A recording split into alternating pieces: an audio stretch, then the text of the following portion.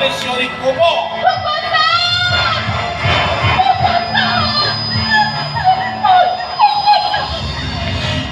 কেইটামান গুণ্ডাই মোৰ পিছ লৈছে মোক ৰক্ষা কৰক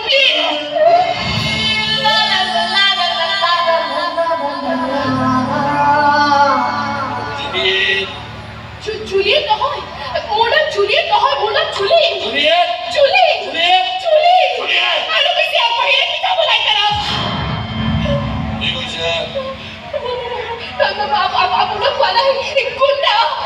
মই গুণ্ডা নেকি নহয় নহয় আপুনি গুণ্ডা নহয় সেইফালে গুণ্ডা সিহঁত আহি পালে গুণ্ডা আহি পালে মোক মাৰি পেলাব মোক ৰক্ষা কৰক এতিয়া ক'ত পলাবি হা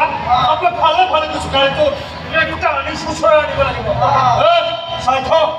মাছ দুটা সিংহৰ গুহাত মই খিয়ালৰ হোৱা পচন্দ নকৰোঁ তাই আমাৰ হাতত গতাই দে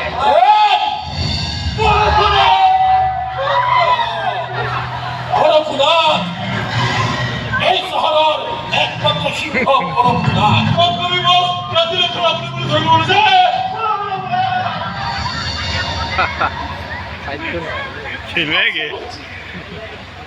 আপোনাৰ নামটো শুনি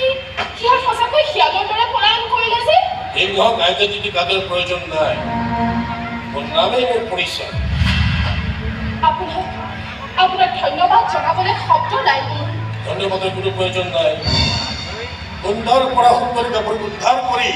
এই প্ৰচন্দ কৰিবলৈ মই কোনো চকল হিৰো নহয় এয়া আপোনাৰ দাম্ভিকতা নহয় এয়া নাৰীৰ প্ৰতি থকা উদাসীনতা নাৰীৰ দুৰ্বলতাক ফুটও কৰিছে নেকি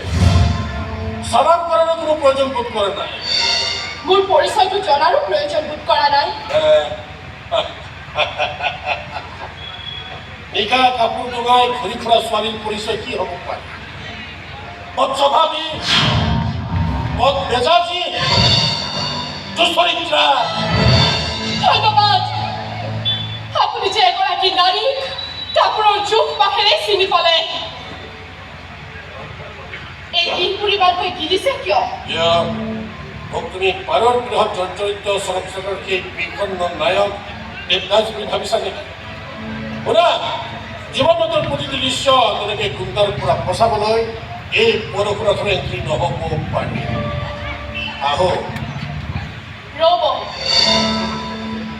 নিশাৰ নিৰ্জনতাত সিংহৰ পৰিচয় পালোঁ দিনৰ পোহৰটো এবাৰ ধৰা দিয়ক দিনৰ পোহৰ মই বেয়া পাওঁ কিয় দিনৰ পোহৰত নিজকে চিনি পাম বুলি বৰ ভয় লাগে এবাৰ চেষ্টা কৰি চাওক দিনৰ পোহৰত আপুনি হয়তো আৰু বেছি উজ্বলি উঠিব পাৰে উল্কাপিণ্ডক দিনৰ পোহৰৰ প্ৰয়োজন নাই খন্তেক জ্বলি নুমাই যোৱা উল্কাপিণ্ড নহয় কাৰোবাৰ মন আকাশ উজ্বলাই তুলিব পৰা তৰা হওক তৰা হৈ মন আকাশত অস্তিত্বহীন হৈ যাব নোখোজে খন্তেক সময়ৰ বাবে উজলি উঠি অযুত তৰা অস্তিত্বহীন কৰিব খোজে ৰাজত্ব কৰিব খোজে জ্বলি জ্বলি ছাই হৈ যাব খোজো এমুঠি এগাৰ হ'ব খোজো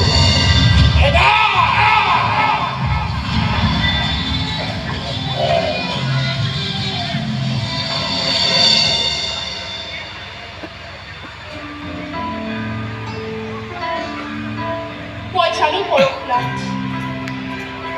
তুমি নিশাৰ আকাশৰ সেই ভয়ংকৰ উল্কাপিণ্ড কিন্তু দূৰত নিৰ্মলভাৱে জিলমিয়াই থকা তৰাবোৰক দেখি তাক জ্ঞান নকৰিবা কি ঠিক সি সূৰ্যতকৈও শক্তিমান কোনো নক্ষত্ৰ হ'ব পাৰে কোন হয় কিন্তু মই আপোনাক চিনি পোৱা নাই মই বলোৰা বৰষুণাত আৰু তোমাক মই সখিনিৰ পৰা নিৰীক্ষণ কৰি আছো